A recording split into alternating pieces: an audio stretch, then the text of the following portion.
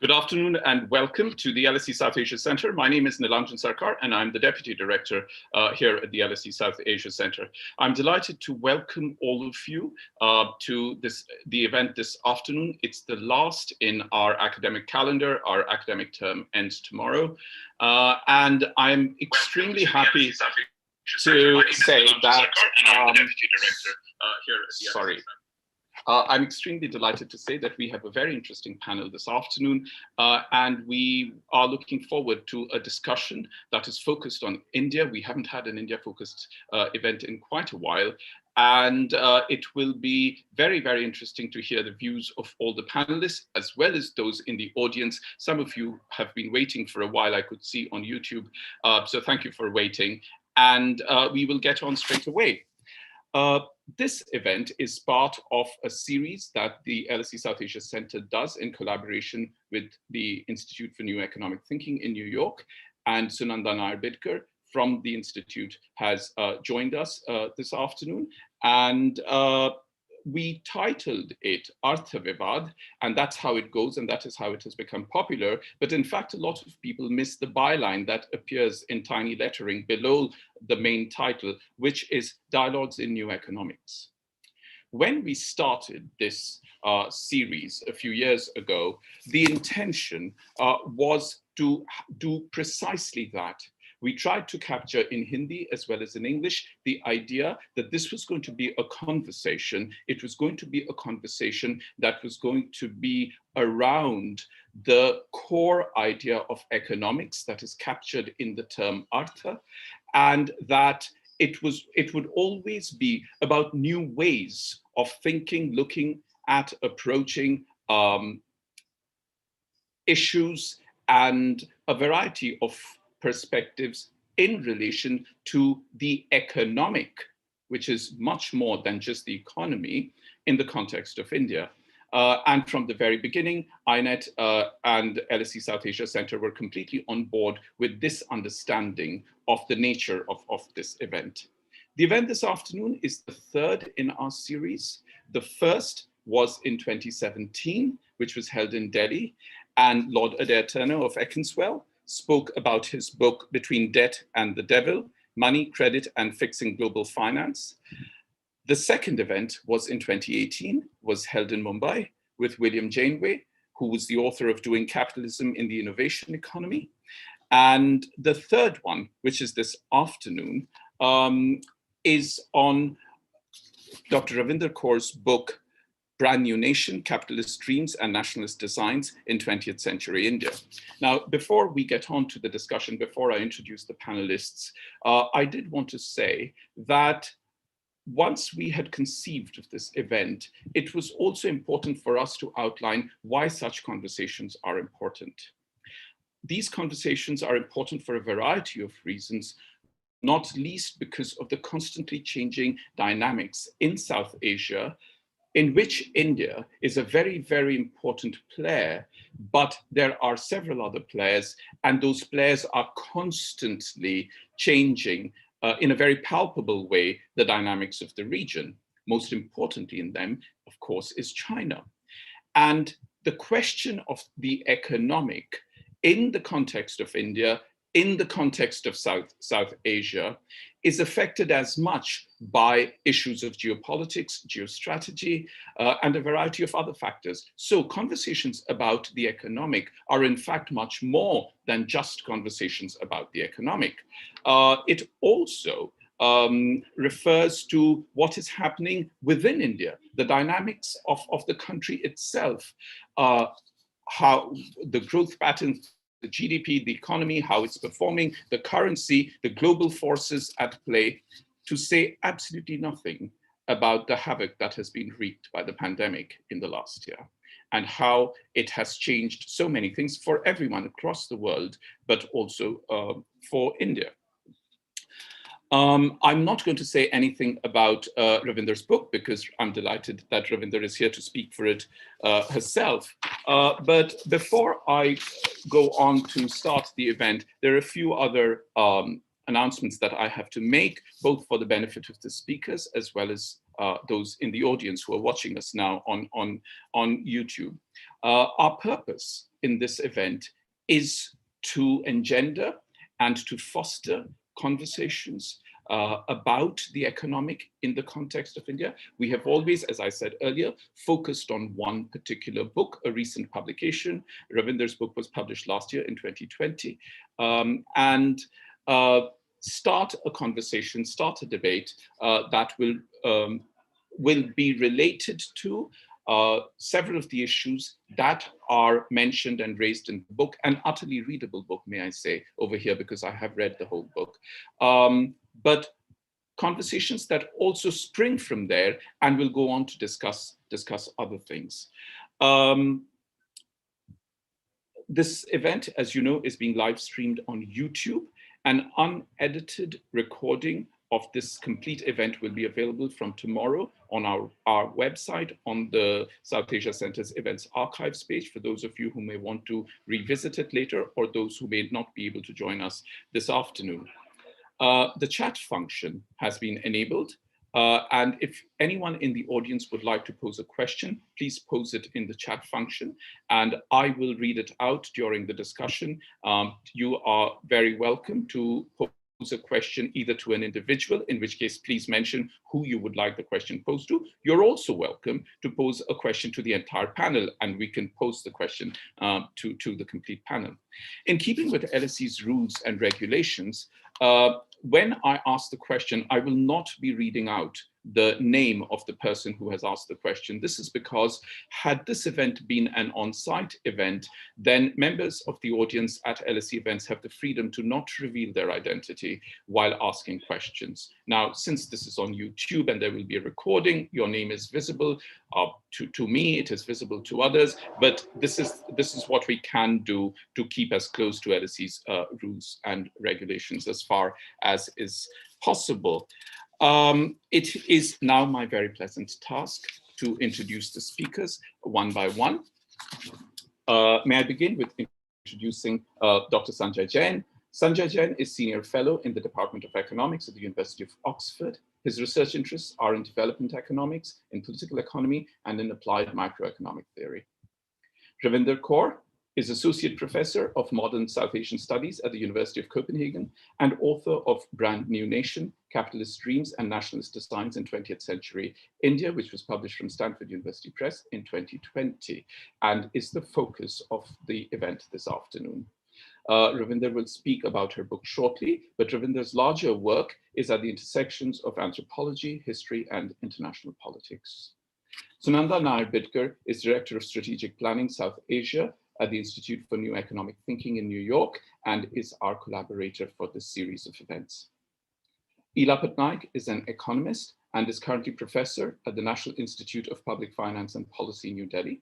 Ila's interests are in open economy macroeconomics, including issues related to capital flows, the exchange rate regime, monetary policy, business cycles, and the financial sector in the context of opening of the capital account. The event this afternoon, I'm delighted to say, is moderated by Mr. Nasser Munjee, who is an LSE alumnus, is chairman of Development Credit Bank and Tata Motor Finance Limited, both in India, and chair of the Senior Advisory Board of the LSE South Asia Center. We know that in many other situations, an event like this would not have been possible. So despite the tremendous human cost of the pandemic, I always say that one outcome of it has been that online events allow us to bring this kind of a panel together of speakers who are quite literally spread across 3/4 of the globe. Ravinder is in Copenhagen, Sunanda is in New York, Ila and Nasser are in India, and Sanjay and I are in Britain. Before we came on live on YouTube, we have decided on a flow of the event, and this is how it is going to proceed. I will first invite Ravinder to speak for about 20 minutes. Ravinder does have a PowerPoint presentation for the benefit of the audience, please know. And Ravinder will speak for about 20 minutes, after which we have invited comments from Sanjay for 10 minutes and then from Ila for another 10 minutes. Once we are through this first part of the event, then Nasser will start the discussion with his own comments if he wishes, and then we will have a moderated discussion. You are very welcome as members of the audience to pose questions in the chat function. If you would like to tweet, please tag us at SAsiaLSC, and we will pose the questions. The first part of our event will take between 35 and 40 minutes, and then the discussion will begin. I'm now going to request Ravinder to speak. Ravinder, please speak now. You have about 20 minutes. So first of all, I have to say thank you so much for inviting me here.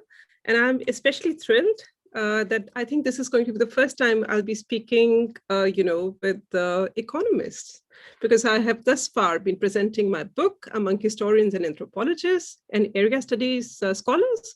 So I'm really looking forward to it. And thank you indeed to LSC for arranging this. I am going to try and do a screen share, which is this. Can you see this? Yes. All right. So I think I am going to say that the central focus of my book, the question that it looks at is that what does it mean for a country to open up in the global economy? What does it mean for a country to become investment destination or an emerging market for global capital? And this arises from the whole notion that India has risen. I mean, this is now nearly a quarter century of history that I'm going to recount to you. So I think the main proposal that I'm going to make is that what we witness in India is a form of nationalism, 21st century nationalism, which is not a counterforce to globalization as it is often imagined. That nation state itself has become an enclosure for capital in the shadow of globalization. And here, in order to speak about this, I'm going to speak about a number of entanglements between the economic and the non-economic, especially affects emotions and the popular mass media, which produces the entire field or a certain notion of what economy is all about. So I'll begin with a rather recent event which took place in India. And I begin with a quote from the Prime Minister of India, Narendra Modi, who said in the parliament in February, "A new FDI has entered the field that the nation needs to be saved from. We need FDI, that is foreign direct investment, but we need to be protected from this new FDI, foreign destructive ideology," unquote. This ringing alarm about the double-edged foreign in the FDI, the desirable and the undesirable kind, was raised in the first week of February 2021. That week, the eyes of the world had turned to India. Rihanna, the global pop icon, had tweeted about the farmers' protest to her more than 100 million followers. Her short tweet almost instantly had turned the cause of the protesters holding vigil at the borders of Delhi city into a global cause as celebrities and mega influencers with mass followings amplified support for the movement. If this infusion of global publicity gave a fresh momentum to the months-old farmers and workers movement, it activated too conspiracy theories and rumors of plots to defame and tarnish the image of the government. Now consider this irony. India was trending in the circuits of global publicity, yet it was the kind of publicity that was deemed unwelcome, out of control, and even corrosive. What this moment put on full display instead was a key feature of post-liberalization India, which I call brand politics, as a central terrain upon which intense power contestations take place in more ways than one. Mass politics has indeed always been inseparable from image politics. Yet in post-liberalization India, or what I call the brand new nation, the value of image, that is reputation, ideas, icons, far exceeds the domain of politics. Image is a commodity, a brand essence that commands value in the market, and in turn fuels mass politics harnessed to the capitalist dream worlds of the 21st century futures. This entanglement has especially shaped the last 3 decades of economic reforms as the promise of the market, which is shorthand for capitalist growth, popularly came to be seen as the recipe of progress and prosperity. The underlying rationale is this: greater the nation brand image, greater the investment flows, and consequently, greater economic growth and prosperity for the people. The nation here came to be imagined as an enclosure of capital waiting to be tapped and made productive in a market economy. This is what was dubbed as the fabled India growth story, the hopeful telling of India's transformation into a 21st century economic miracle. Note here that the invocation of the term FDI to fashion a new threat perception is hardly a coincidence. FDI in the world of business and politics is a coveted commodity that signals more than the stock of foreign direct investments. A highly sought after bear, actively quoted by state-led investment programs, it not only seeks to draw in capital, but also reaffirm the nation's market value as a profitable enclosure of production and exchange in the domain of politics. But this desirable notion of FDI was emptied out and re-acronymized into a lurking danger, which is a counterfeit of the original, which was clearly unwelcome. This warning about the imposter FDI underscored the emotional work the foreign performs in the capitalist imaginaries that shape 21st century India. In post-1990s India, the performative work of foreign capital extends far beyond the domain of economy. It is often taken as an uplifting reconfirmation of the world's desire for India, its economic value, as well as its cultural essence.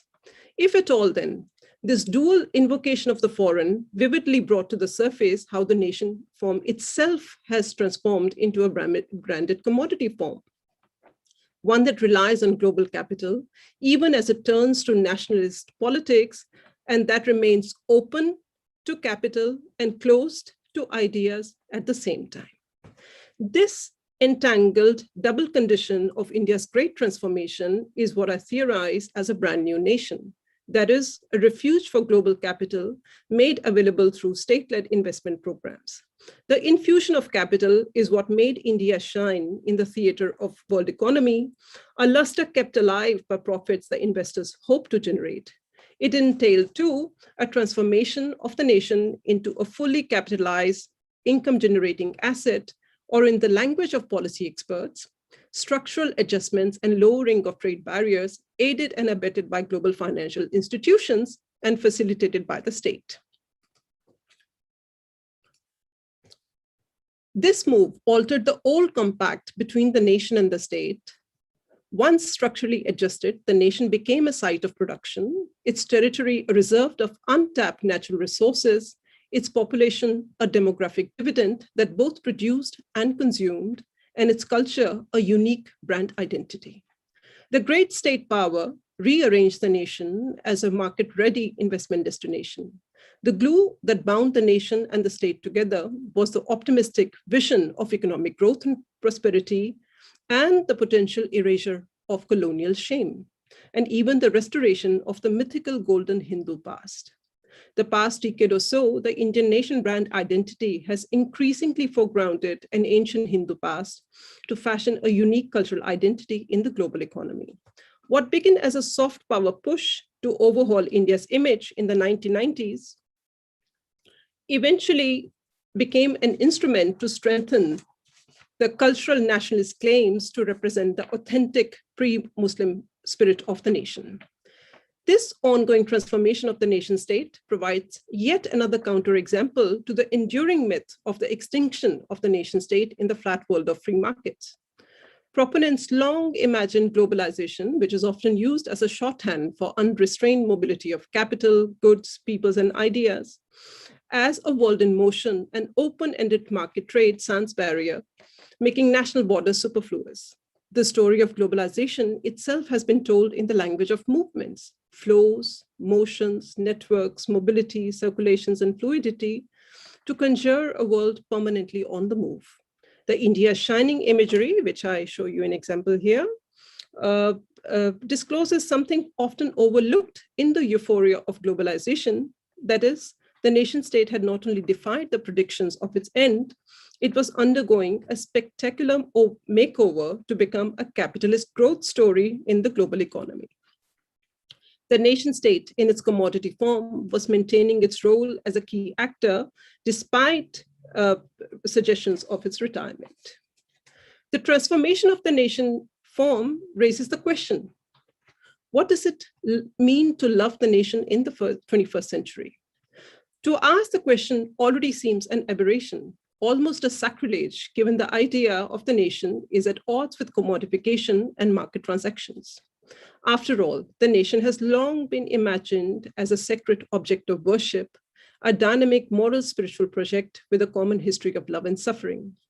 The origins of 19th century cultural nationalism lay in the imagination of nations as organic beings, living personalities that demanded sacrifice and devotion, that is, a special kind of love that exceeded all others to sustain this virtual person. Nationalists presumed the nation to be a unique person with inalienable civilizational essence and a timeless history, and its territory personified as a sacred being. So to love the nation then was to celebrate the people, the spirit, and its people, the national romance that embraced natural landscapes and its ethnic inhabitants. The ultimate expression of nationalism was martyrdom for its cause. For Indians engaged in the anti-colonial struggle, the figure of the mother goddess, that is Bharat Mata, a feminine embodiment of India's territorial expanse, served as a sacred object of devotion and sacrifice. So how could this sacred nation be put at the disposal of investors in the marketplace? The answer is counterintuitive. What renders the nation transcendental and open to exchange in the market is the imagining the nation as a living organism, a unique being that can be dressed up as a branded investment destination. And here's an example of India being celebrated as the most open economy in the world for FDI. To love and to be devoted to the nation then means to work to enhance the brand value and economic potential of the nation. It means adding value to the nation by projecting it as a profitable, market-ready investment destination. The logic of 19th century cultural nationalism is turned upside down here. That is, far from corroding the celebrated spirit of the nation, it's the nation's market value as a profit-generating commercial enclosure, which becomes a mode of affirming the worthiness of its people as a great nation. The more the brand nation attracts and generates capital, the more it legitimizes its aura, claims of essence, identity as the chosen people, and natural ties with the landscape. Here is an image from the World Economic Forum where India Adda takes place. I think during during Corona, it hasn't happened. But as you can see, these are India's leading capitalists who gathered. This picture is from 2012, where I did much of my fieldwork. So I'm going to end my brief comments with an unusual image, which you can see here, which stands out in the spectacular catalogue of Brand India. It's an advertisement that sells India to the global investors, but barely mentions it. Yet in doing so, it captures a key transformative moment in the making of 21st century nation and nationalism from the embers of globalization. Now, look at this image frame. Designed in early 2004, the advertisement reproduces an old drawing titled Columbus Discovers America, 1492, with a bold new caption. I read out, "The last time we held so much promise, Columbus discovered America." Unquote. It features an artistic portrayal of Christopher Columbus's arrival on the shores of the New World. Columbus and his crew are depicted as overjoyed and exhausted, thankful for having found the land of promise after a long, arduous journey. The text accompanying the drawing reads, I quote, "When Columbus set sail to find the rich spices of our land, destiny had other plans. Instead of finding us, he discovered America. Years later, modern day explorers have got our incredible land back on their maps. Because today, we are among the globe's fastest growing economies, and opportunities are endless for global corporate captains, investors, marketers, exporters, and tourists. The weather today is just perfect to sail for our beautiful shores. Our country is shining. and you have never had a better time to shine together, unquote. The hint that this bountiful land of opportunity was India was the discreet presence of icons of the national flag and the official emblem and the website address www.indiashining.com at the bottom. The poetic invitation of India Shining to sail for our beautiful shores was designed to draw attention of a powerful consumer group, global investors and policymakers to India. It was witty and effective in the highly speculative arena of finance capital, where post-colonial nations turned emerging markets competed for foreign investments. The sales pitch was direct. India, the old profitable commodity, was once again available in the global marketplace. The visual sign of India's ongoing commodification into an investment destination was the presence of Columbus. Here, Columbus, that is the ghost of Columbus, was served to rekindle the old desire for legendary India that had once moved Europeans to undertake a dangerous expedition across the ocean. India Shining promised investors they could succeed where Columbus and other Europeans of the age of discovery had failed. They could tap into India's great resources and wealth. India may have eluded Columbus, but now it was inviting capital to the great prize. I think I will end by saying that if there is an irony to the story that I'm telling you of the transformation of the post-colony into a prize of being an investment destination, it is that India seems to be caught up in some sort of transitional phase that it is unable to come out. Because when we hear today of India being spoken as that India is going to be a major player, a superpower, then for those of us who have been working on the subject for more than a decade, it's a surprise because it was already in 2010 that President Obama, when he visited India and made a case for India to become a member of UN Security Council, said that India is not simply emerging, India has already emerged, meaning there is this entire decade that we need to talk about. And I think this is where the question of aspirations and contradictions of the emerging form of nation and nationalism in the age of like the end of globalization, that is what we need to speak about. I'll just stop here. Thank you very much, Ravinder. That was absolutely great and brilliant. And since I have read your book and have had the privilege of doing so, I wondered if you wanted to just use one more minute for the benefit both of the audience as well as the panelists to say something about what exactly you mean by this whole question of India remaining in the transitional phase, because you actually, flesh it out much more in your book about what it is, so that it then brings into context the importance of this decade that we have just come through, which is in many ways at the heart of the larger argument you are making. One more thing, which is almost completely disciplinary, is it's a very, very good and useful word in several disciplines, but I wondered if you might, for the benefit of the audience, want to explain how you use the word affect in the context of image, because it's not something that a lot of people in social science and economics use. Yeah, please go ahead. Okay, I think, thank you very much for asking this, because as I said, I've been studying the whole phenomena of the emergence of India and the kind of shift which historians would say, post-colony is a place which is sitting in the waiting room of history. I mean, I'm using Dipesh Chakrabarty's words here. And then we were at a point more than a decade ago where I think the whole atmosphere, emotions had changed, which was all about that India is right there. Growth was high. It was at nearly double-digit growth, and India was about to surpass China.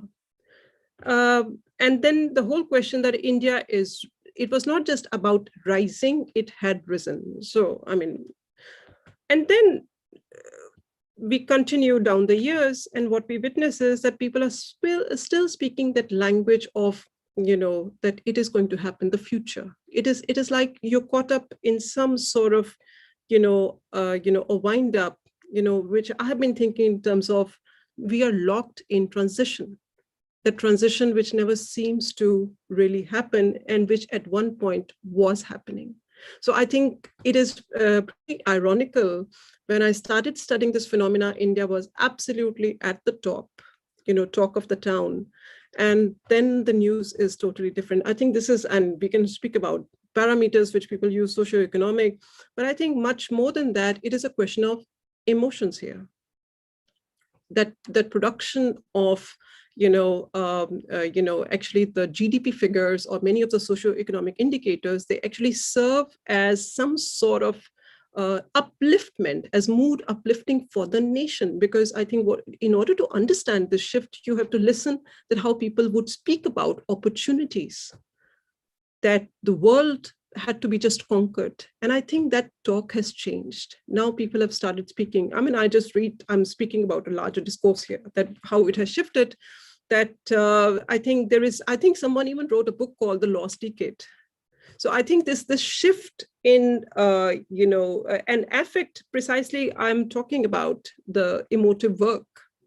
And I think much of my book is, talking about the emotive use of numbers. A lot of people don't understand what GDP is or how it is calculated, and they don't care.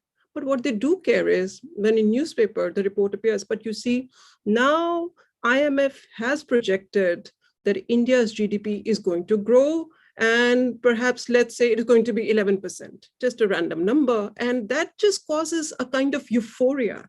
So I think it is this magical quality of numbers and the social, translation. I think that is what I have been trying to capture, because, there is no hard science about, no one, I think most people, if you ask them what is GDP, they have no clue, or what it constitutes, the different debates. But what they do understand is 5%, 7%, the number and the kind of mood uplifting or depression it will cause. I hope it makes sense. It does, yes, absolutely. Thank you very much. And I'm sure we'll come back to a lot of this later, but I'm completely with you in that. And this is also true in the context of the pandemic and the various other aspects, the registers through which the pandemic has not only got translated into common parlance, but how both governments and citizens across the world have had to take ownership of the impact of the pandemic. I think there is a lot to be said about the imagery of numbers, because numbers are images as well. And there is a lot that has to be said about it in multiple contexts, in multiple disciplines. But we will come back to all of this. May I once again introduce Dr. Sanjay Jain, who is Senior Fellow in the Department of Economics at the University of Oxford.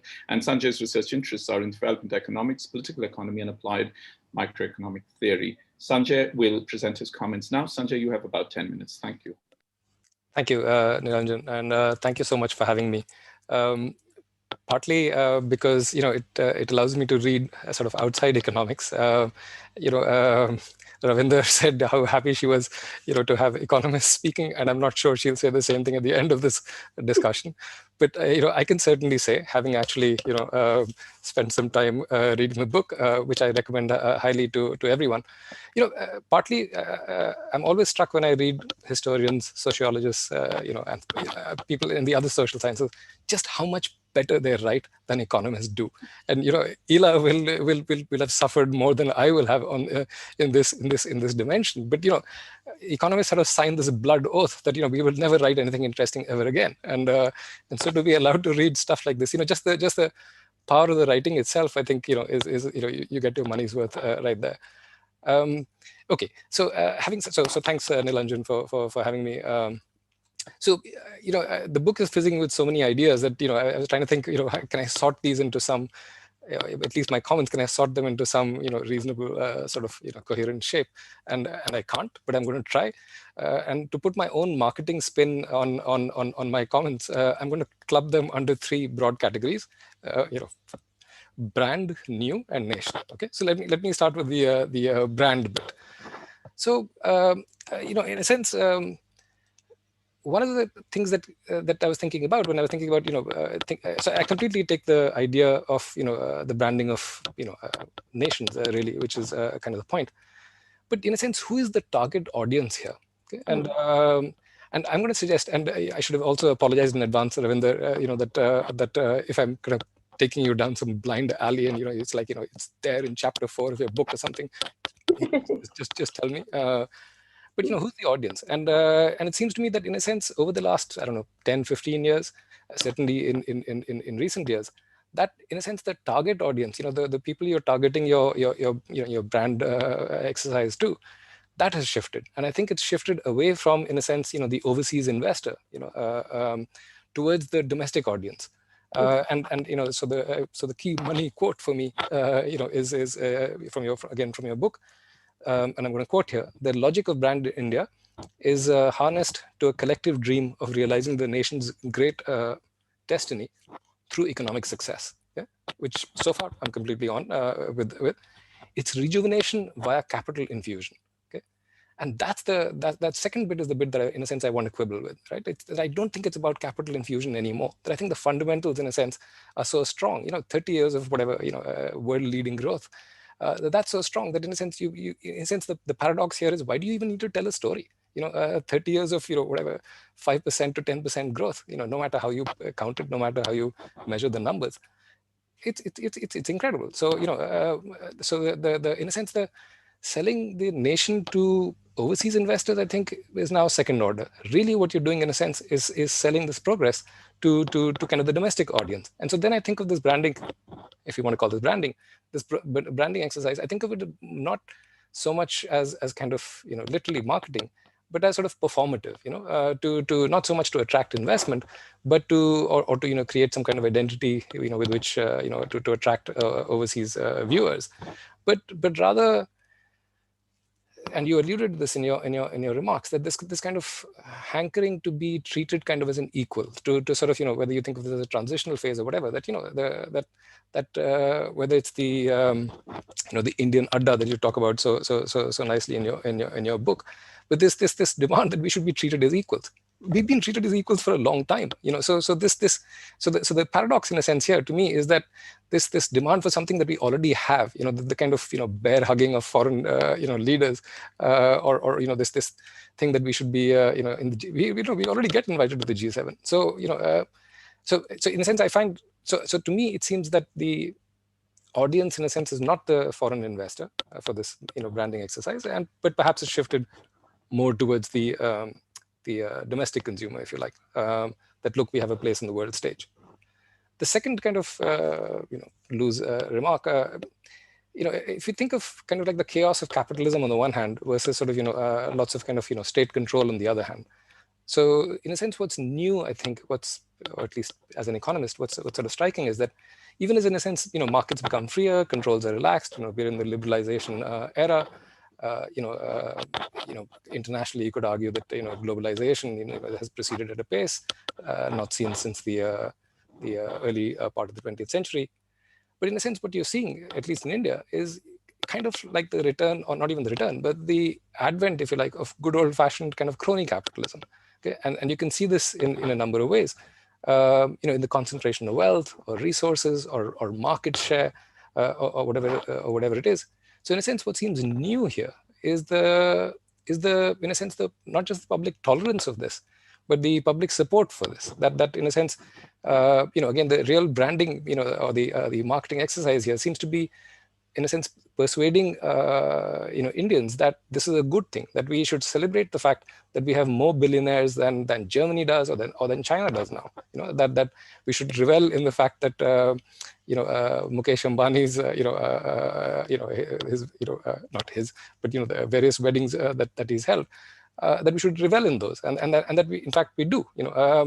And I can't help but thinking of an old economist, Thorstein Veblen, who sort of coined this idea of conspicuous consumption. So the celebration of that conspicuous consumption, this kind of, whether it's destination weddings or whatever it is, that we should kind of in a sense identify with that and be invited to identify with that. That this is a good thing for the nation. And again, this is sort of partly I think what you were alluding to in your latest remarks. So that I find kind of interesting also. I mean, whether you want to think of it as a paradox or not. Finally, the third sort of again loosely speaking about a nation in a sense. So even as sort of, globalization has spread, or, at least the world is, better connected, I think it's fair to say that there's a certain degree of cultural homogenization that has happened. Again, I speak as an economist, so I'm not a culture studies person at all. But Kanye and Kim and CR7, all my nephews, every person in the younger generation will say, "Oh yes, of course, we know who Cristiano Ronaldo is." And it's not so. So in a sense, there's a homogenization of, or at least a sort of a common culture that a lot of the world enjoys, that perhaps a generation ago we didn't have to the same extent. And therefore, in a sense, maybe you would expect that a kind of winner-take-all economy might develop, in which a figure like Cristiano Ronaldo will completely dominate your local football heroes, and so in a sense it kills your domestic market. So the Indian Football League, who wants to watch that when you can watch Ronaldo? So in that environment, where in a sense again in this kind of global environment, so I find it an interesting paradox that this idea of what you called I think competition identity, I'm going to use the economics version of that, which is product differentiation at the level of the nation, that should come up in this world. So again, that doesn't seem like an obvious kind of phenomenon that should arise from the larger kind of phenomenon of globalization. So I find that also kind of somewhat paradoxical, and I'd be curious to get your thoughts on that. Okay, thank you. Thank you very much, Sanjay. I do think, in fairness to a very large, potentially non-South Asian audience, we should explain what Adda is. Which, Ravinder, would you like to explain? So thank you so much. Adda simply means a platform. Its literal meaning. And what we are speaking about here in this book is referring to a tradition, literary tradition, which develops in 19th and 20th century, which is related to the making of the print culture in India, the reading public, and especially Kolkata became the hub of Adda culture, which basically meant that people come together and have discussions often about literary texts, politics, or whatever. And there is large literature about what Adda becomes like I do Adda. It's a cultural trait. So what I'm showing here is how Adda becomes a signifier of our cultural difference on the global stage, where India can go and say, but you guys, you do networking and like you call it corporate culture, but you see, we have been doing free thinking, talking, this democratic networking, where new ideas are generative, innovative. Here I'm speaking the language of business, So suddenly it gets translated, Adda gets translated from being a cultural, trait into a signifier of India's modernity, also in the arena of business. And you're right, Sanjay, if I may just remark, I'm not supposed to answer, but I'll just say that absolutely, the world, we can speak about homogenization, but when it comes to market, it's difference which sells, not homogenization, which is precisely what is taking place here, that it is difference which continues to be looked for and strengthened. So I think this is a contradiction, seeming contradiction, but which is actually not a contradiction. But I'm not supposed to answer, so I'll just stop here. That's absolutely all right. I did pose a question to you, but just to remind you that in your own PowerPoint presentation, when you were showing the PowerPoints, India Adda was described as Indian hangout, which I thought was very amusing. Precisely. That was meant for the Western audience and as an explanation written by, in case people didn't get it.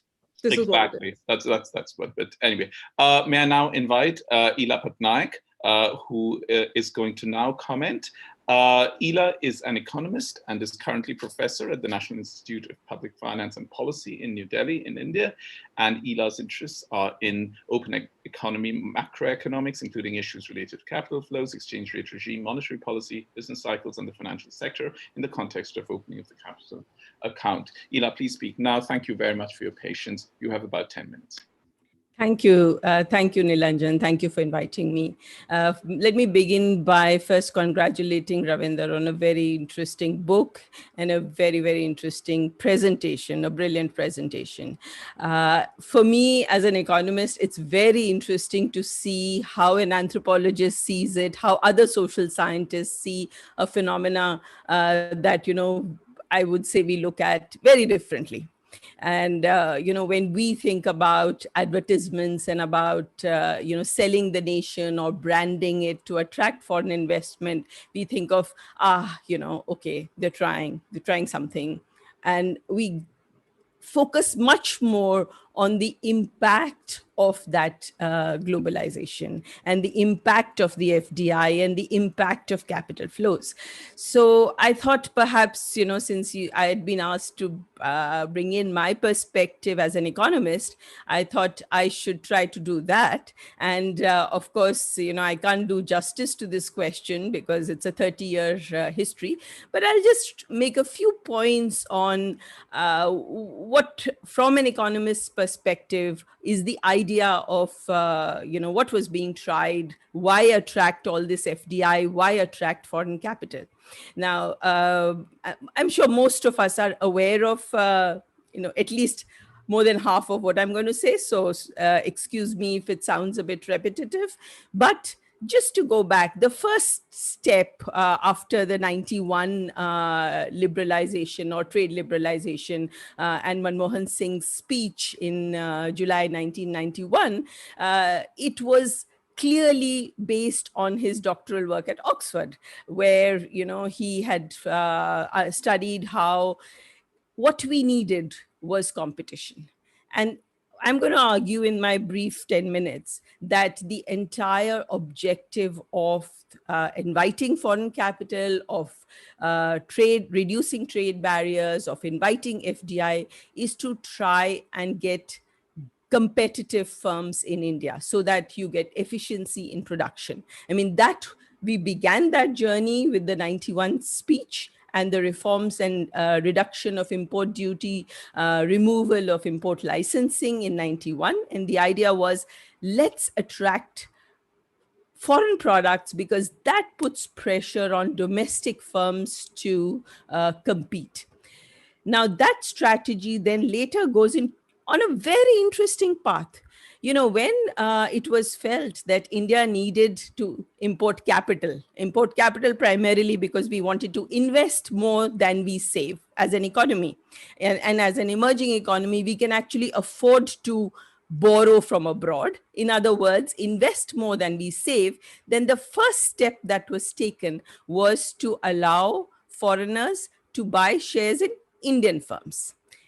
It was not, FDI was actually very restricted. So I'm talking about the initial phases and the path of liberalization of the capital account. And it was initially allowing foreigners to invest in Indian firms. In fact, foreigners could invest, or we call them FIIs, then we call them FPIs now, foreign institutional investors. Now we call them foreign portfolio investors because we include individuals in them. But foreign institutional investors could be allowed by the board of a company to invest up to 98%. Very interestingly, on FDI, there were restrictions that FDI could be done only with joint partners. So there was a press note 18, which was there all the way till 2005 when Montek, actually removed it in 2005-6 after a big struggle. And that said that you cannot, a foreign company cannot invest without taking the permission of the joint partner. Now, what's my point in all this? My point in this was that the objective was to push capital, push technology, investment into the incumbent for Indian bourgeoisie, into Indian capitalists who were already there, who were existing, who were doing joint ventures with foreigners. Many other countries, in contrast, actually opened up FDI suddenly, and floodgates of FDI came in, and domestic industry, collapsed under that. But in India, the strategy was primarily to try to get domestic industry to become stronger. And it was very slowly. It took more than 15, 20 years. In fact, there are still restrictions in some sectors on FDI. So the objective of why get investment has primarily been to get investment, to get more competitive firms. But in the recent period, I think Ravinder made a very interesting categorization, or she called it something very interesting, locked in transition.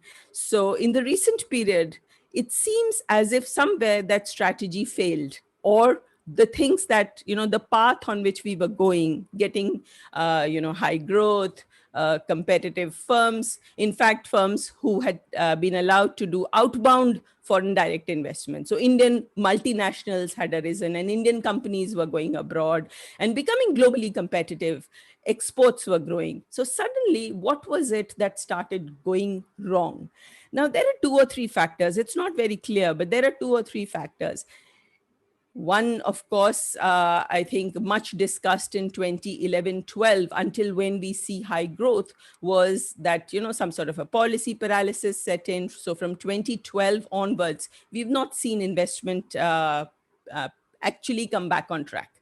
It has slowed down, and it continues to be slow. There was a minor blip in 2014 or so after Modi became prime minister, but then it went back again into, a very, very slow pace of growth.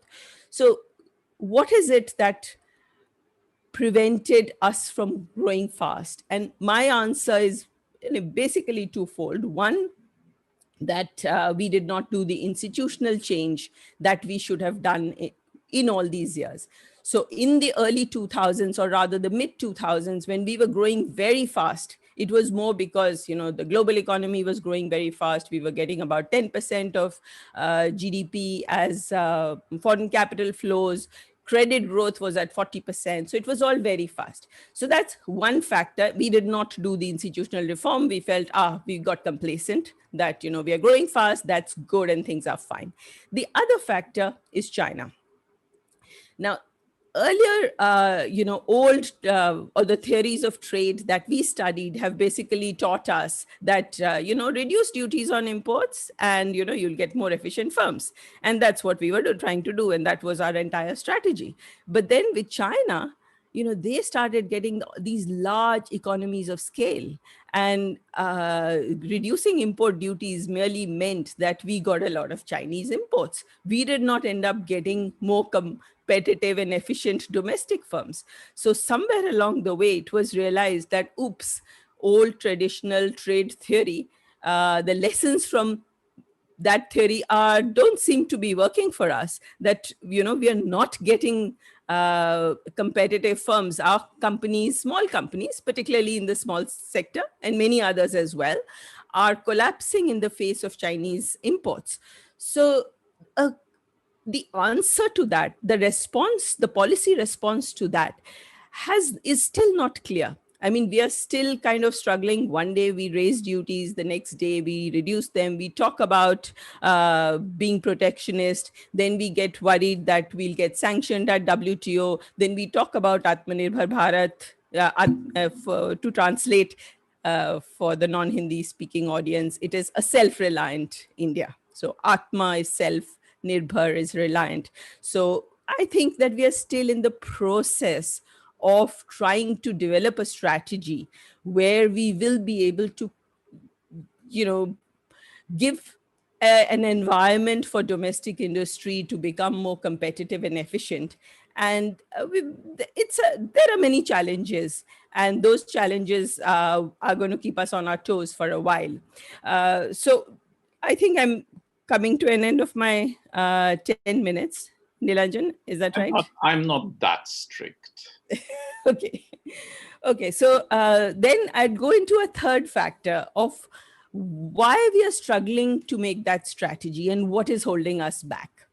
So I think one factor is, of course, this is something the whole world is facing, what to do with China. you don't want to be protectionist because that hurts your consumers also, or the industries which use Chinese products as inputs. So you don't want to, put large protective import tariff barriers, nor can you in today's world. But, you see the US trying to do something, you see Europe trying to figure out how to navigate this, and you see India trying to navigate this. There is an additional constraint, self-made constraint that we seem to be facing.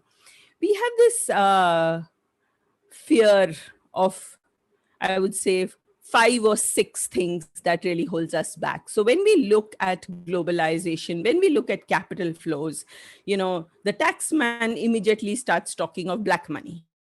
That, oh, this is round tripping. This is money coming from somewhere, and therefore we should stop, we should prevent it from coming.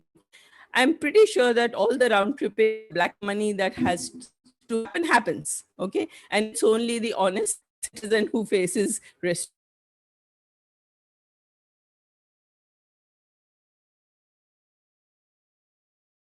Thrown at us. The other is a fear of volatility. Ila, I'm going to interrupt you. I think we lost you a bit in between. So if you could just go back and start that sentence again, please. Okay.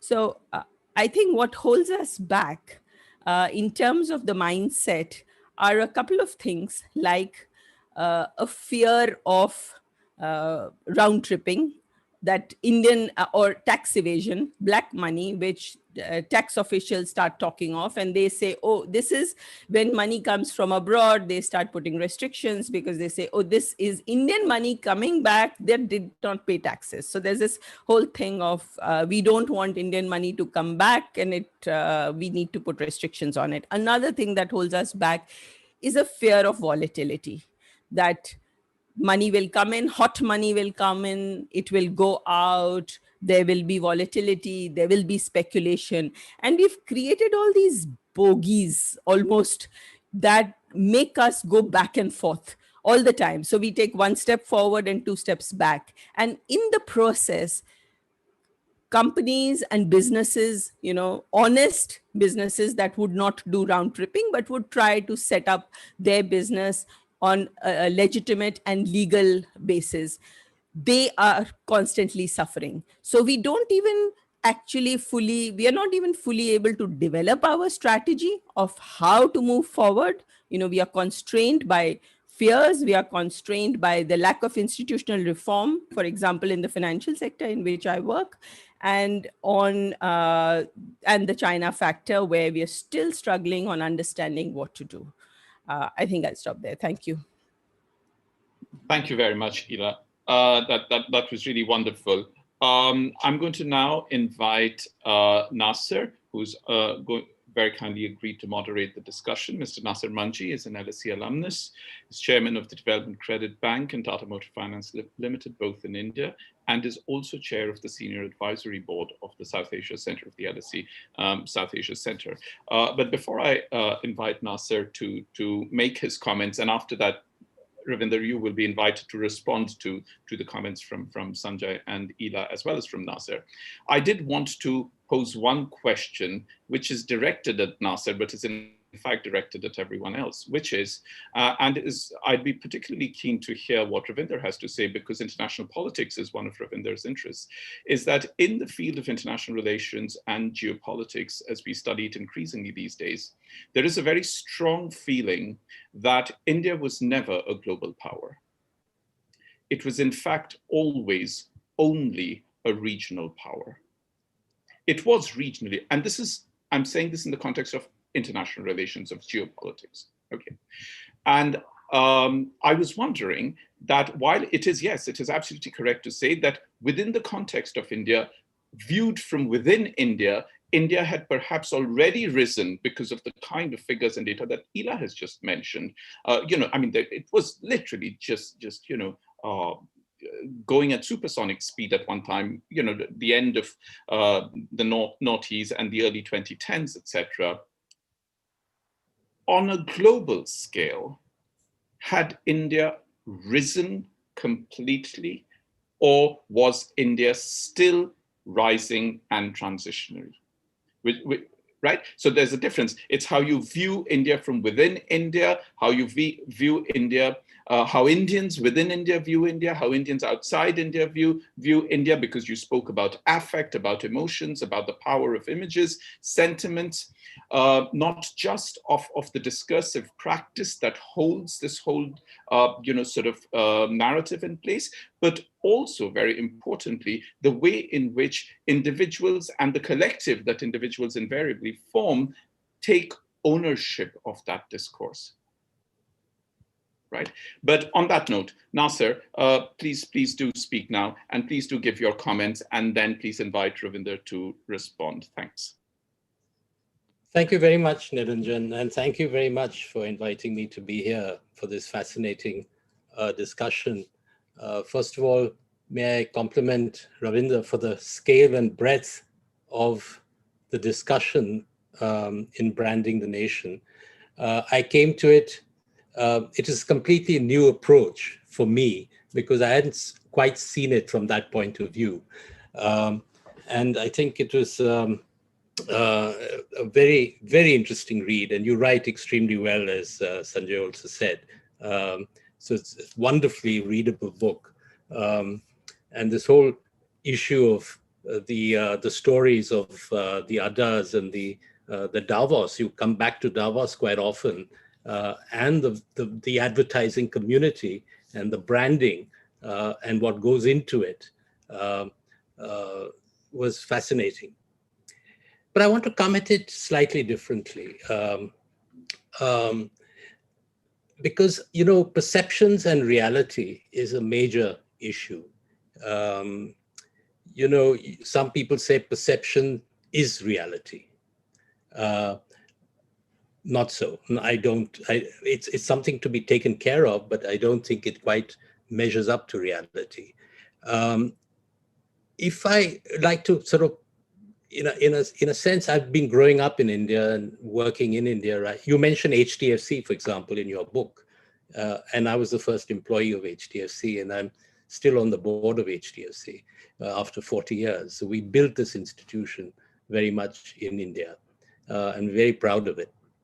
But I see India really, after 1990, when we threw off the shackles of the licensed Raj and really freed up corporate India, the corporate private sector, you really saw things change.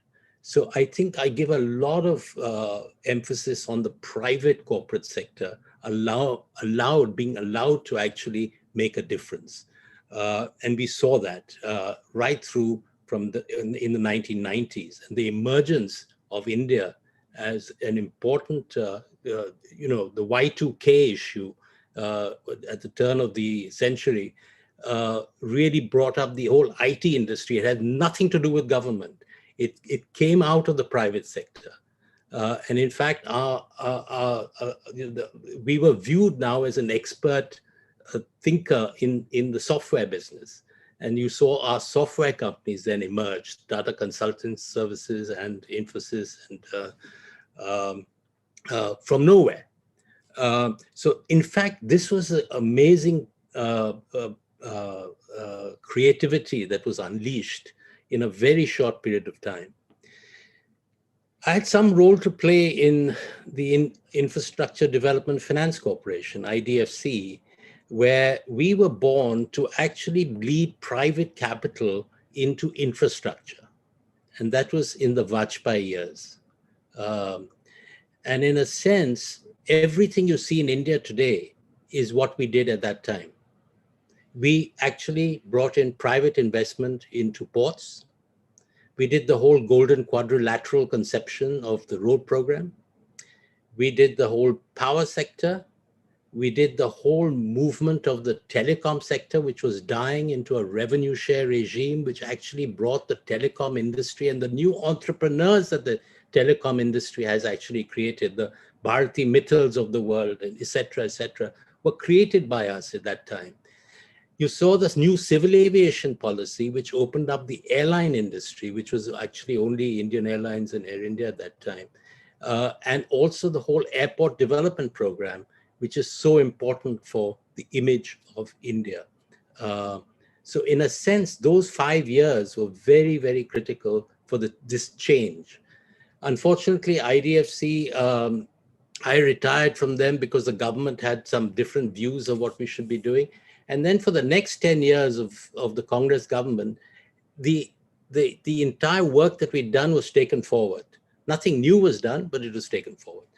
So all I'm trying to say is that these two events, the creation of the private sector and the infrastructure sector, which actually created the image of India on the move and created a new entrepreneurship in India, were very, very powerful elements of where India came to in terms of its growth. Without infrastructure, that growth would never have happened. So that was, in fact, the reasons why we were actually there in 2010 and then in the next decade. In a sense, my question then really to Ravinder and to the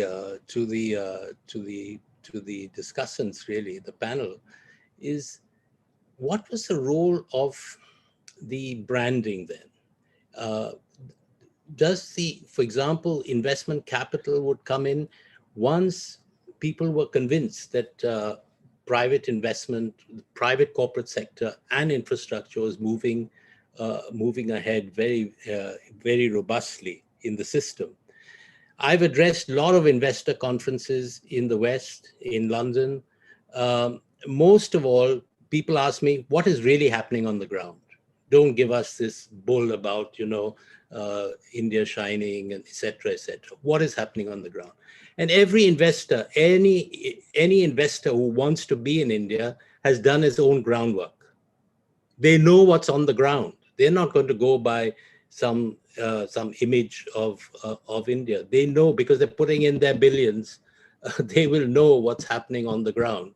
So in a sense, what really matters at the end of the day is what the government puts in place and drives in terms of the mechanics of how the investment happens and how it takes place. Now, for example, the bad press we got because of our handling of Vodafone, of Etisalat, of Docomo, all these, Amazon, a number of major investors who came to India actually suffered because of retrospective changes in taxation. Now, in a sense, these images are much more visible to the investor community than any other branding that we might do. I'm really sad. Really sad that when Modi came to power in 2014, I was very excited by everything he said at that time. He said, approaches to the economy, governance, ease of doing business, disbanding the Planning Commission. I thought, wonderful. Who would have thought that the Planning Commission would finally be removed from the scene? The mindset on digitization, all of this was there. But as a result of which, we have not seen the fruits of any of that. One of the strongest principles would have been maximum governance and minimum government, which is also a expression he used. But in a sense, we've seen the centralization of power, huge centralization of power in the system. So in a sense, what we're left with at the moment is again a big question mark. I think India is confusing to a lot of people, and most people who ask me, they say, well, we don't understand what's going on. What is happening? And if you ask the legal community, in terms of the contractual issues that still abound, then we have a problem. So in a sense, I think the answer lies somewhere in the reality and not the perception in terms of what's happening. And I'd like to leave that on the table for you to think about and discuss, because I think it's extremely critical. I know that nations are branding themselves, Malaysia, Truly Asia, things of that sort. And it's important for nations to do that.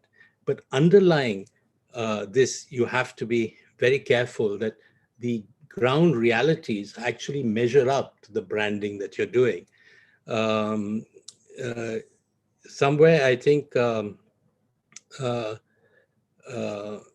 you quoted, I saw, sorry, I've lost it at the moment. Yeah, you said, you quoted Christopher Pinney, that shining visuals call a struggle between the shiny surface and the dark interiority, which is the Indian nation. And in a sense, the mix of what the reality really is and what the vision that is being that's being displayed can have huge differences. And don't forget, the investor community knows exactly what is happening on the ground. So I think I take a cue from Sanjay when he said, you know, maybe this is just information for the domestic audience, you know, to make them feel good that yes, we have emerged, that we are up there, we have we're on the march forward. But if you look at the last 5 years, I'm afraid the picture is very, very bleak. And in a sense, the numbers are very telling, because from 2016, our rate of growth has fallen from 8 to 7 to 6 to 4, even though we redefine GDP upward. Even then, we're down in 2020, minus 7%.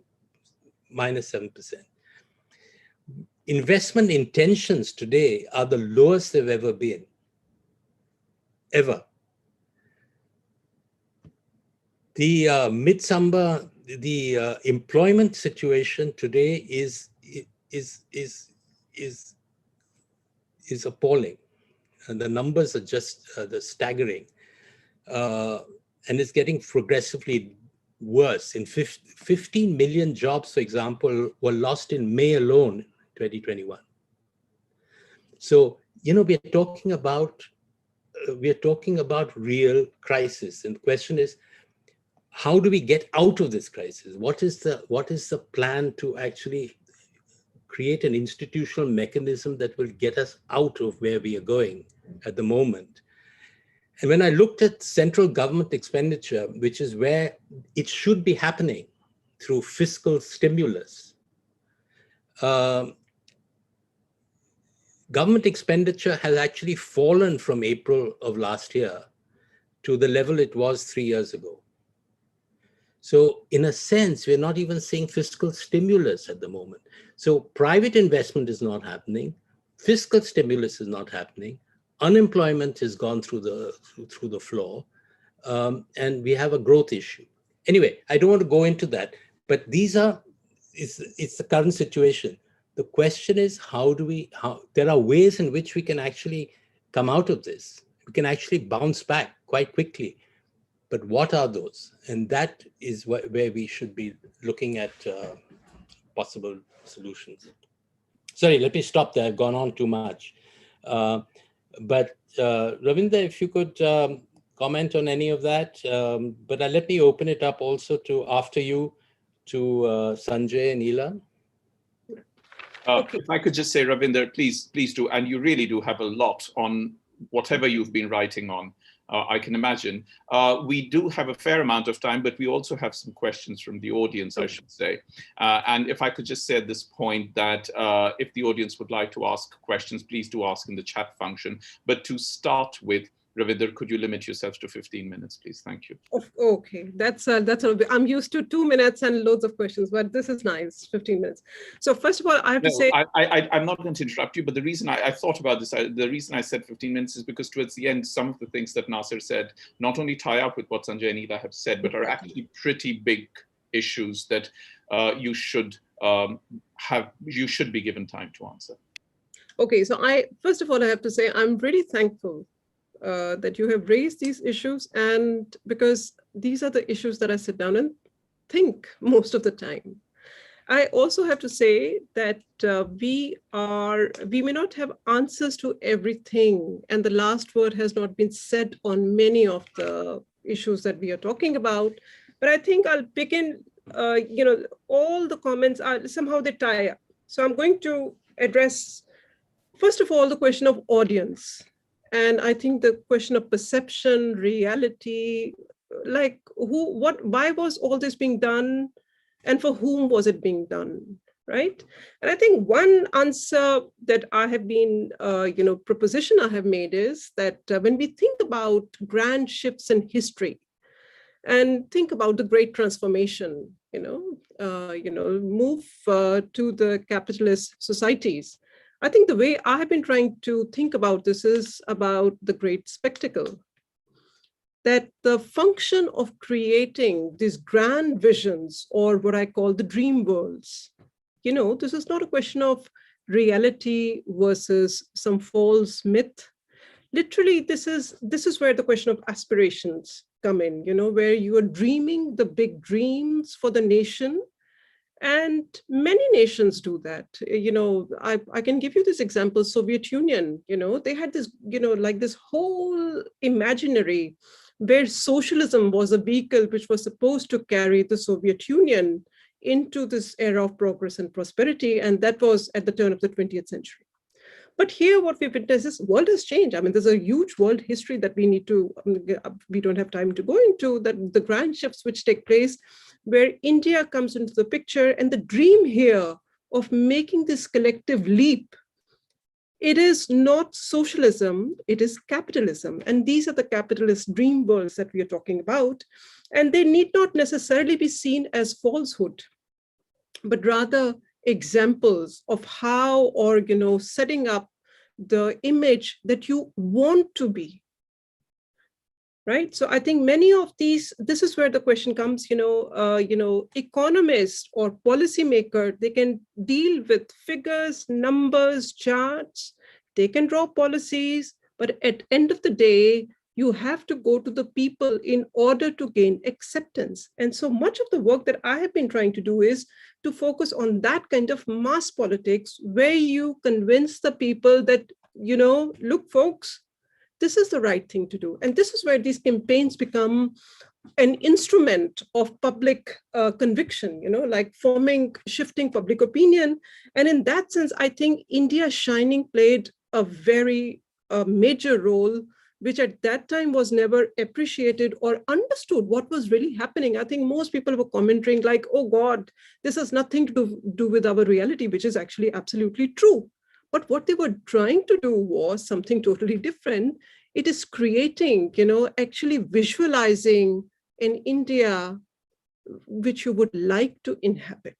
So I think this is the way I would say, I think we need to go beyond truth and falsehood, reality and perception, and see it as some sort of drawing board of the future India that you would like to inhabit. And then, of course, the question is, well, here we are 10 years later. What happened? A decade later, we are sitting here, and many of us who have been following this, we can see the change in rhetoric, not just concrete number, but also how people speak about India. And I think, Nilanjan, you raised a very important point, that this inside-outside image, like who is doing this imagination here? I think here I have to say that, much of my work is inside, outside India. I inhabit both India and elsewhere. So to say, I see India as an object which is being discussed from outside. And I also am in India where I can see what is happening. So it gives you a very interesting perspective to understand this. So what you see is that India always has had, India has actually been in a very favorable position, in the sense that the world had sort of placed its bet on India, like nearly 10, 15 years ago. And that bet that I'm talking about it has to do with, what Ila Patnaik was mentioning, that China question has played a larger than life role, where the world knows that we need to engage with Asia for multiple factors. Asia simply can't be ignored for, territory, population, market scope, and whatnot. but people are less inclined towards China. I mean, they know, I mean, it's the devil that you have to deal with, but it's not like with open arms that you want to do. And I mean, post-pandemic, you just know, you exactly know, we are in the situation that Europe is trying to, decouple. Everyone is trying to decouple. They know, I mean, like, but they fail, of course, right? Now, what I'm trying to point out is that India has actually been in an enormously favorable situation. But then what went wrong? I mean, people would actually, like, they can see what is happening in India. As Nasser has been pointing out, they can see, they do their homework. Companies, I mean, they don't invest billions of dollars just like that based on some advertisement. Advertisement is an announcement of intentions. We are announcing to the world, here we are open for business. That's the poster I was showing you, that's from 2002. It was actually displayed in Germany at the Hanover Mess, which takes place. So the thing is, we are open for business. This is the announcement we are talking about, but businesses don't do that. They will not throw away their dollars. So what is the important thing is that what happened? How did you lose the opportunity in a way? So I think here, when Ela, you were speaking, I was thinking, you have listed all the reasons. And I was thinking there's one, like, very important points you have raised. And I was thinking the ways in which, for example, there are two things I would like to add to that, which is one, the ways in which the whole notion of the market is spoken about in India, not just in the public sphere, but also sometimes when policymakers think about it. Now we are liberalizing, now we are privatizing, now we are, selling the white elephants and so on and so forth, the whole discourse about that. It is as if the market in itself is going to do its work. And now everyone knows market is not, market literally needs investments. When I can give you example from Delhi, my city, which is mid-1990s, there was enormous, a progressive move to shift industries out of Delhi city and put them in outskirts, develop new industrial areas, right? So what they did was they started shutting down factories, but that sufficient investment, which means not only locating new land, but also giving loans, training, skill development, all those kind of things, which actually many other countries would simply invest into their industry. This is where this thing, we move out industry, we shut them down. China comes in because the market is working, but market, what it has ultimately led to is collapse of the local manufacturing in those areas.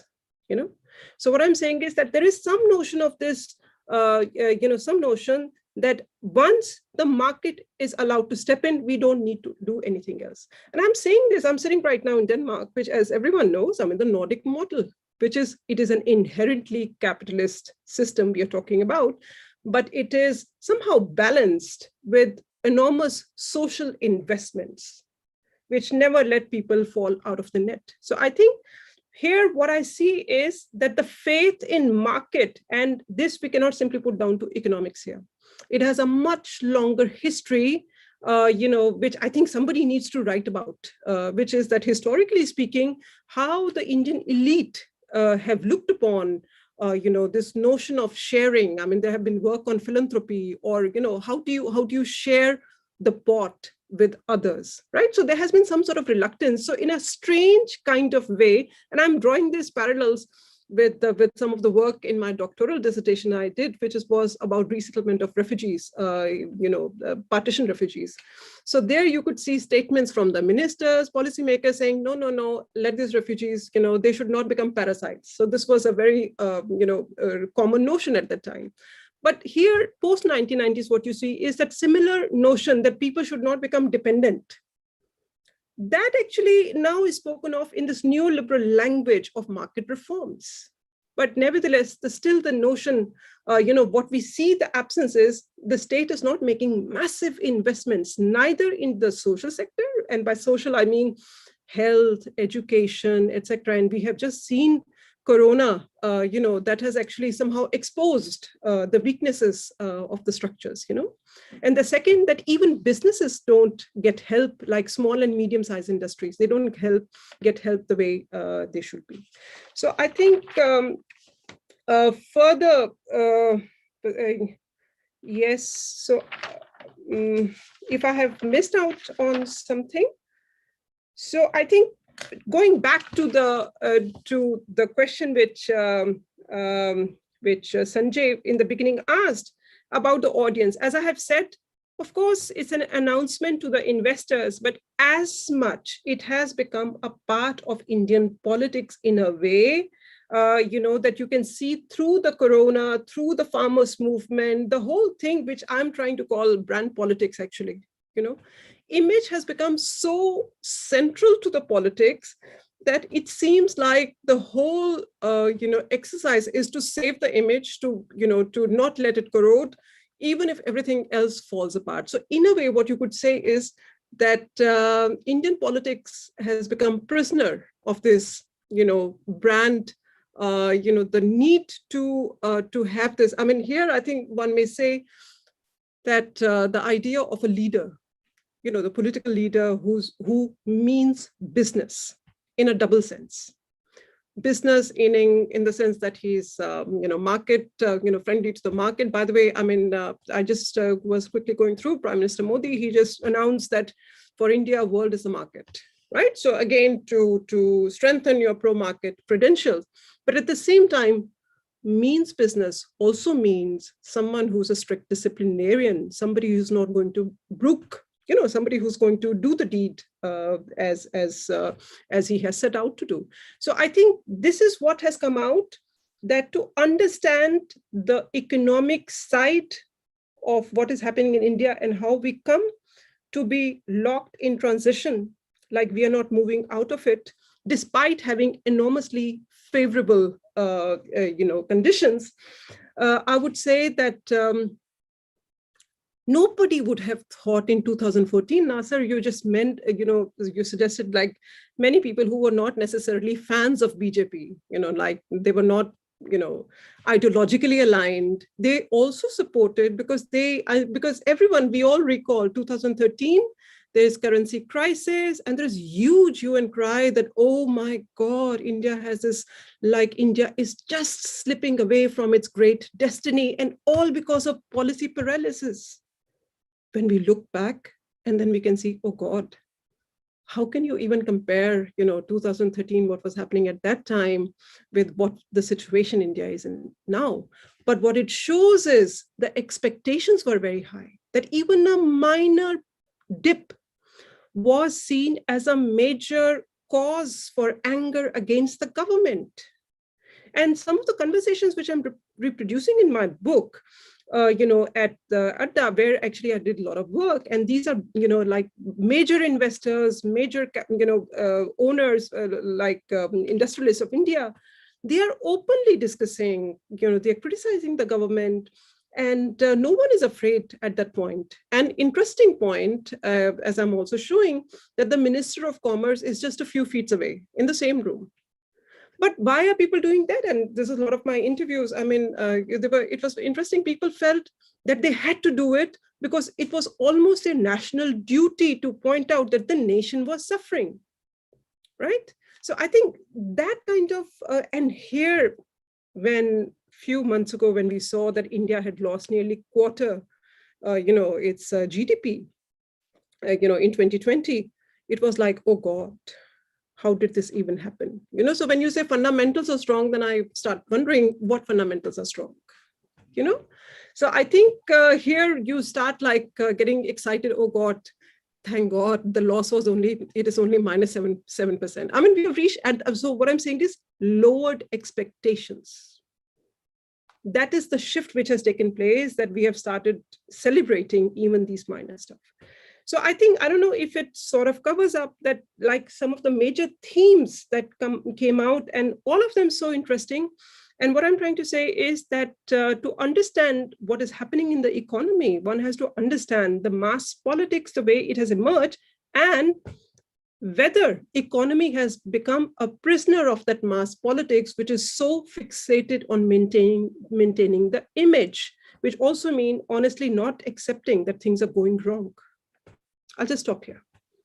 Thank you very much, Ravinder. I'm sure we'll come back to you. Sanjay, would you like to speak? And then Ela, maybe about 3 minutes each. We do have a few questions that I want to bring in, but Ela especially, because Nasser did raise some very fundamental things, which I'm sure you would have something to say about. But Sanjay, please start. Thank you. I want to say two quick things. One, I completely, of course, agree with Ela and with Nasser.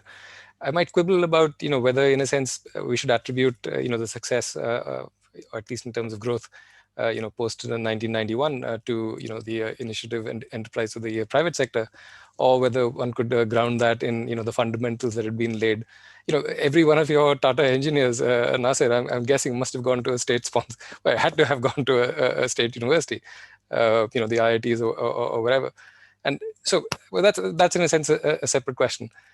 When I say the fundamentals are strong, look at the last 31 years. Yeah, it takes really a catastrophe of either a pandemic, and so in a sense, I'm willing to give the government a free pass on whatever's happened in the last year and a half. I mean, at least in terms of the growth statistics and so on. Fine, take that off the table, but it takes really a catastrophe, and the only comparable catastrophe I can think of is the demonetization of 2016, where you do something really sort of just so incredibly, like, why would you do this?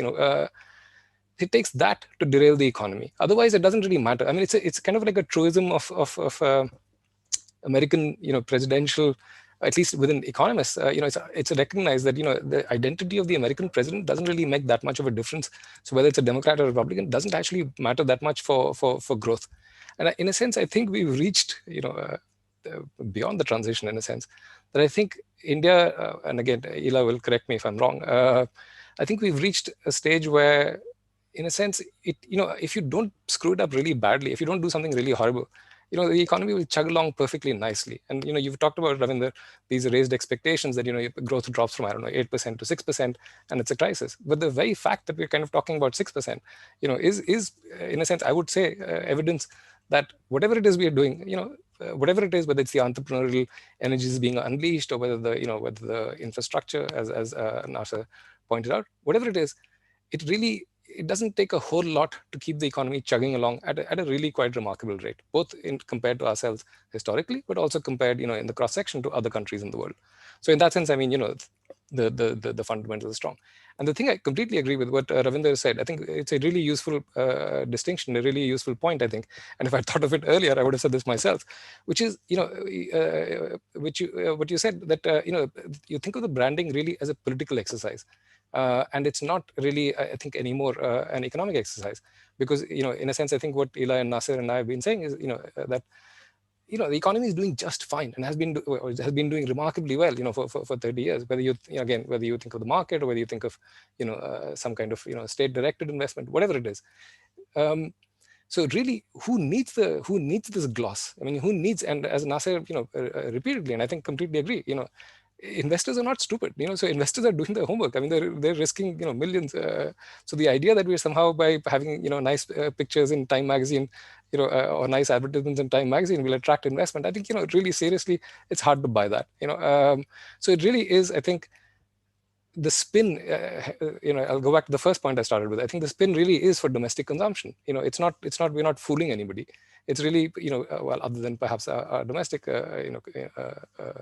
brethren, to say that, look, we're doing great, and so that message is not an economic message. I think it's a political message. And so in that sense, when I said the branding is, not really about attracting foreign investment, I think it's really about telling, convincing ourselves, how great we're doing. Sorry, I'll stop there. Thanks. Ela? I just want to go back to Nasser's point on what needs to be done and link it up also with Sanjay's point that we were doing fine, and so we just had to get derailed. Actually, I disagree a little. I feel that when you had an economy whose GDP total and value added was doubling every 10 years. So an economy growing at 7% was doubling every 10 years. So you start from the period of 91, and you had an average long-term growth rate of about 6.5% to 7%. that economy needs better institutions, and you need change. So, talk about judiciary, talk about contract enforcement. I mean, despite all our attempting various tricks on ease of doing business, we have not been able to move on contract enforcement. I mean, on that, we still are very low. And the fact, the reality on the ground is that courts take years, 20 years, 30 years for a case to get resolved. And you cannot grow as a modern, well-functioning economy, regardless of whether you want to emphasize on the private sector or on the public sector, regardless of what you want to do. But if you don't have functioning courts, similarly, law and order, there are vast parts of the country where it's so clear that you need to improve law and order. So the core public goods, whether it is contract enforcement, that is, you get your courts functioning, you get your judiciary functioning, you do better regulatory systems, you do law and order, air pollution, clean water, health systems, epidemics. We are seeing a lot of that now. But essentially, what was happening was that the capacity of the state has been falling behind. You've not done the institutional and regulatory changes that were necessary to keep up with GDP growth. This kind of GDP growth that we were witnessing actually needed institutional reform. In the limited spaces where something was tried, very often some, political reason, non-political reason. I'm not distinguishing here between the 10 years of the UPA and the last 6-7 years. I'm saying right after 91, when you started liberalizing the economy, you also needed to understand that with a fast growing economy, we need to, for example, have a competitive banking system. Okay. Instead of that, we stuck with our public sector banks who are told where to invest. Then all those infrastructure loans that get given out go bad. People run away to different countries. We keep trying to put taxpayer money into the same banks year after year after year. Now, you cannot have a well-functioning economy if you continue to do that. There are no quick fixes. So again, one question that Nasser had was, so what do we do? I don't think we should be looking for quick fixes. I think the problem is when we try to look for quick fixes, because when we say, okay, I have this one magic bullet, whether it's demonetization or whether it is UIDAI based welfare systems, whatever it is, when we say we have quick fixes, actually we stop doing the institutional reform. We stop emphasizing, we stop putting energy into it. We stop trying to solve, trying to get a better court system and better judiciary. We divert our resources to those quick fixes. And I'm just talking of diverting our state capacity, not even demonetization might not have needed much money, but the entire state goes into trying to do one thing. And unless we understand that to build a well-functioning modern capitalist market system also requires these fundamental changes, that we have to change those, otherwise we cannot grow. These glitches had to come, these problems had to come, because we just thought that it was fine and we could continue and don't rock the boat because things are going fine. No, if you're going to double every 10 years, you do need to rock the boat. You need to make change. And I think now also our path will be slow, difficult, regardless of who comes, whether it is the BJP next time or the UPA or a third party or whoever comes. Nobody is going to be able to step in and, next morning have a quick magic wand that's going to solve problems of the Indian economy. So it's going to be long, tedious, hard work. I'll stop there. Nasser, did you just want to quickly respond to that and say something? And then I'll post the questions from the audience. No, I totally agree with Ila that, there are lots of tools available for macroeconomic management, which we don't seem to be utilizing as well as we should. So I think there are no quick fixes. It will be a long and arduous task. As I mentioned, and as Ila also mentioned, the legal system and the judiciary is an extremely important element of a future environment for investment. Even domestic companies are facing huge problems on the legal side, let alone foreign companies, which again constrains growth. So in a sense, we have to simplify. I think India is far too complicated, and we are adding complication to complication. I think a serious effort has to be made to simplify processes, which then become more effective and easier to control. But this exercise has not started in any sphere of activity, whether it's the Companies Act, whether it's regulation of the financial system, the NBFCs, the functioning of the Reserve Bank of India. There's a huge swathe of agenda here to simplify. But we need task forces that are going to do that. But I do not see even a beginning being made at the moment to thinking about the problem. Thank you, Nasser. Okay, we're going to quickly get on to questions. I'm going to pose one to Ravinder, because this is directly for you, and I'm going to combine two questions together so that we can get through as many of them as we can. The two questions together broadly relate to a very straightforward and simple point, which is, if we are to talk in terms of nationalist capital, and over here, I think I should explain to the audience that the subtitle, Aspirations and Contradictions in the Age of Nationalist Capital, was something that was decided after a lot of consideration, but was put forward by Edison. It is not a title that was given forth by any of the panelists.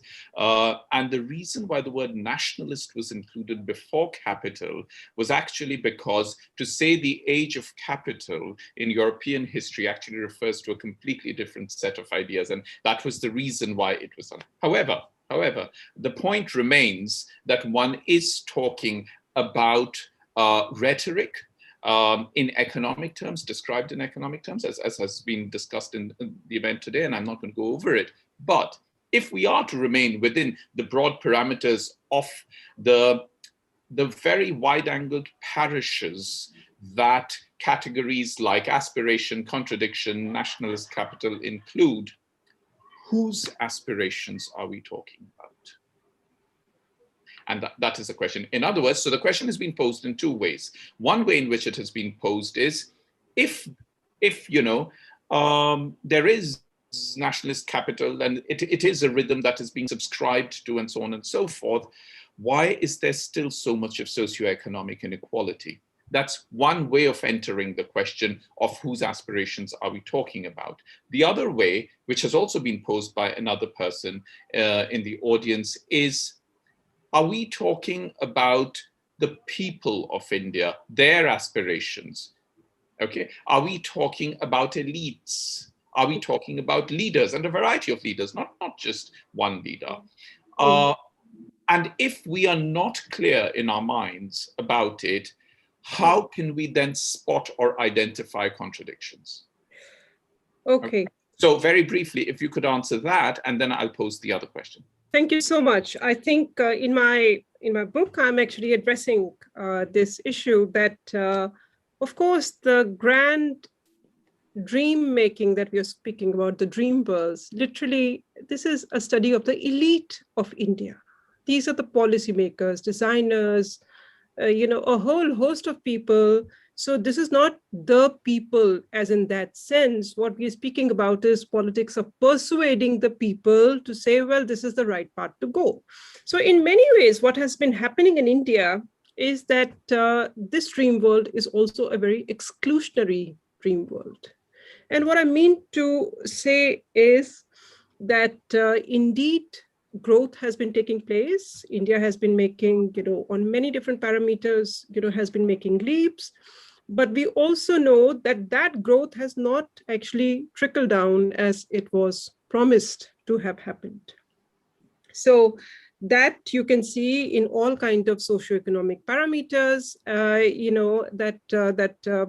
I think many of us have touched on, that how that golden moment, which could have been utilized to reinvest back into the society, has not happened. So in many ways, this is a very exclusionary kind of dream world created by the elite. Now, I think Nasser had pointed out, which I thank him for, that you see many ways that Indians are asked to be proud of India in the world. It is when our billionaires make it to the world's best rich list. So one may ask, I mean, how does it matter to me that, Mr. Ambani is, making like he's Asia's richest man? How does it bother me? How does it change my income or my circumstances? But the thing is, if you look at Indian newspapers, these are the things which are celebrated in India as marks of our arrival in the world, So for example, when Tatas went to recall, this was, I think, happening in 2008, 9, something like that. Tatas go to England, and then the rhetoric is, you see now these British people, even this Tata Tetley tea, it's not just cars, but also tea. I mean, we are feeding them, right? Or for that matter, ArcelorMittal. I can continue giving you examples of these corporate wins which took place in the world, which were translated back into India as our victory, like our collective victory. But what I'm trying to show is, well, it is inherently exclusionary, because to have that kind of collectivity, that would have meant a massive social infusion of capital back into the society. So I don't know if that explains. The Aspirations, it is an elite project, and I'm explaining the historical lineages of how it comes about. It is not just being manufactured in India, it is also shaped by, world historical shifts which are taking place in other parts of the world. So I think this is where, this would be my answer, that if there is a sense of failure of those aspirations, recall that billionaires have not failed. They are still growing, I mean, leaving aside Adani's, I mean, the stock market has crashed today, but leaving that aside, but I think general sense of, being excluded, that is what we need to talk about. Okay, great, thanks. The next question is actually, Ravinder, you'd be happy to hear, is not for you. It's actually directed to the three others. And that is partly something that I mentioned to Ravinder in the context of geopolitics and geostrategy, because I know Ravinder is also separately interested in international politics. And that is, this is a question from the audience, is that if you look at the situation that all of you have talked about in its entirety, which is the problems of the inside as well as the problems of the outside, about China, what role China has, what impact China is having. And there's one more point which is mentioned in the question, which is that for, in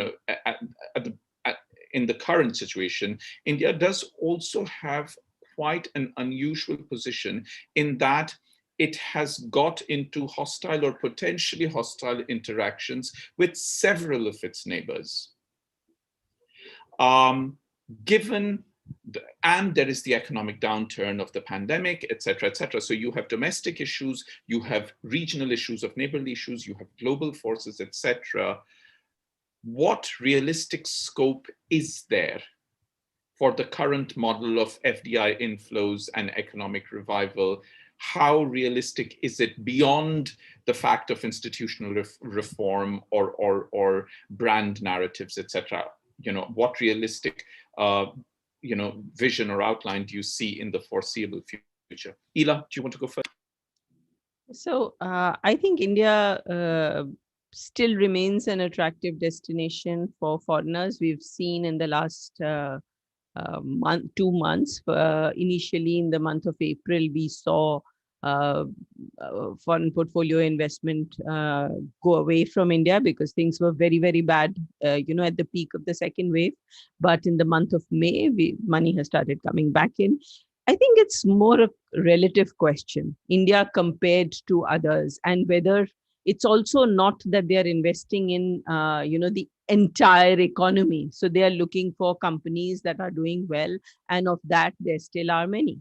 So I think, expectations and perceptions about India tend to really swing. The pendulum swings from us, being very gloomy and thinking everything's going to go bad and collapse, and then it swings to, oh, we are all going to keep growing at 10%, and neither of the two things are actually what play out. It's always something in between. Thank you. Sanjay? So, I think really, so I'm going to go out on a limb and talk about geopolitics a bit, but I think we're really missing a trick. And by we, I mean, collectively as a nation, I mean, not just the government, but, well, principally, I think the government, but, which is, if you look and see relations between China and, let's say, other, advanced countries, those are worsened. So there's a China-shaped hole there, which, I mean, a country that aspires to, make for the world and that aspires to be, manufacturing hub or whatever it is, the jobs that we need. Why are we not stepping in and taking that space? And this is just a giant opportunity that we're missing because we are preoccupied with all the other, sort of distractions that the other panelists have pointed out. Of course, it won't happen overnight for all the reasons that both Ela and Nasser, laid out. We need reforms, in the judicial sector. We need, labor market reforms. In the banking sector. There's no shortage of reforms that are needed. But in the meantime, these sort of giant opportunities that we had no hand in making. The kind of the friction between China and the developed world. Here's an opportunity, and we're completely letting that pass us by, and that I think really is a pity. This kind of allowing ourselves to be distracted by other things. Thank you, Nasser. Yeah, I think important question, but I think India is actually got very vibrant sectors which are attracting a lot of capital. For example, the whole startup area, which is amazingly vibrant in India and is not short of capital at all. If you have a good idea, it can be financed. It's very vibrant in terms of the startup world. So in the sense of the creative areas in India is very, very vibrant. The automobile sector too, where we're exporting out of India. We hear that iPhone is going to be produced in India.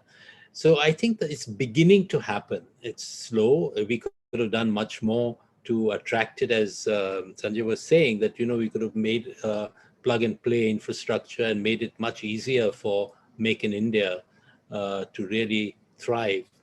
But it's beginning to happen anyway. I think in certain sectors, capital will continue to flow. Okay. Ravinder, I am going to give you a chance to answer this question, but I'll also pose the final question to you so you can answer both together, because the last question is for you. And it is actually a very, it's a question that rides on a very fine difference. The question in simple language is, how is the argument that you have made in today's presentation, which comes from your book, and what and I should clarify also for the benefit of the audience, that the use of nationalist capital was an LSE construct. How is it different from what in common parlance we would call the neoliberal economic policy or the neoliberal economic order? How is this whole thing of nationalist capital driving on brand and etc. and branding, and outside of this in its core, is it or is it not? And the question is about what you think is the difference. Yeah, and you can also comment on the earlier question about the larger issue. Okay, so thank you so much. So first I will talk about the South Asian neighborhood and geopolitics very quickly. So first thing, I agree with other panelists that actually India is too large an entity to be derailed in any, I agree with you, Sanjay, fundamentals, So having said that, I must say that the brand new nation, the notion that I'm presenting here, or the idea that the nation can be kickstarted or transformed into an enclosure of capital, this is not something which India alone is doing. I think we must remember leaving aside rest of the world, South Asia itself has changed quite a lot in the last few years. Take Bangladesh as an example. The last several months, we have been, looking at this news that, Bangladesh is on its way out. And there are many different reasons. You can't compare Bangladesh and Indian economy straight away, right? But having said that, Sri Lanka is, doing certain things which are of the same order. Which is actually, I'm just talking about my current research project, which is supposed to be my next book. If you look at Pakistan, the China-Pakistan economic corridor, or in Nepal, the kind of infrastructural projects which are being created, Myanmar, you can just continue looking at that. What I'm saying is that this formula that we invite outside capital in order to shake up or re-infuse the nation with some sort of energy. Everyone is doing that, which basically means that when we think about geopolitics, I think increasingly people are speaking about geoeconomics, how the dynamics are going to change. This is not going to be old South Asia that we are familiar with. Now, the next thing is about the nationalist capital. So basically, I think the ways in which we can think about is that for a long time, I'm going to take you back to Francis Fukuyama, the text that we are all familiar with, The End of History. And the basic proposal it's an idea which he basically captured, but it's a well-known idea, namely that liberal politics and liberal economics go together. Once you have liberal economics, it will lead to liberal politics, or vice versa. I think this kind of putting two things together was taken for granted. But I think what we are witnessing here, and this is where I think some of the unanticipated, unexpected outcomes of those late 20th century developments, which no one thought about, was that how capital could strengthen nationalism. And this is where, Sanjay, insights that you have from the business world, and you rightly pointed out product differentiation, right? When nations, want to go out and say, here, we all offer you investment destination. Please come and build factories, infrastructures, but we also want to project a difference, so that India is not taken for Pakistan, or Pakistan is not taken for Bangladesh, and so on and so forth. I mean, this is what branding world is all about. It's the same glass of water, but branded differently. Now, the thing is, the unexpected outcome of that has been that nationalism in many parts of the world has been strengthened. So when people get, like a lot of political theorists, they say, oh, how did this happen? This falling apart of this whole edifice of globalization. What I've been trying to show is, well, this was happening all along under your nose. All along, Fukuyama is sitting and writing The End of History. A whole new chapter in history has begun. And I was I burst out laughing when I saw his book, which is on identity, which is the recent work, where he's talking about, oh God, how did this identity come back? So in the final chapter in my book, this is what I'm trying to show. Identity politics put aside, this is literally identity economy. So I think we must not be puzzled. There is a genealogy of how things which seem like, oh God, like this earth-shattering thing happened. Well, it had to happen. So let's not get surprised that we do have populism in the world, that there are certain kind of strongman leaders who have arrived. So I think this is the puzzle. In my eyes, it's not a puzzle. Okay, thank you very much, Ravinder.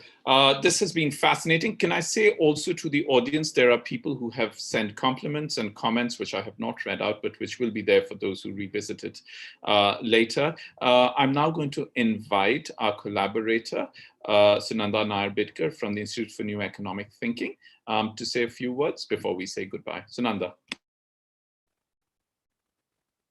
Sunanda, you need to switch on your microphone. Sorry, I have a cough. Thank you, Nilanjan. I'll just take a couple of minutes just to, just for a few words of appreciation. on behalf of the Institute for New Economic Thinking, that's INET, and Artha Vivaad, which is the joint initiative of LSE South Asia Center and INET. I first of all want to thank everyone who has logged on today and is part of this, this discussion. I want to thank Dr. Ravinder Kaur for an absolutely different, interesting book, for giving that to us. Thank you.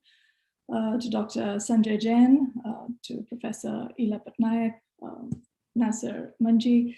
The discussion was really passionate. I think it was different. It came from different perspectives.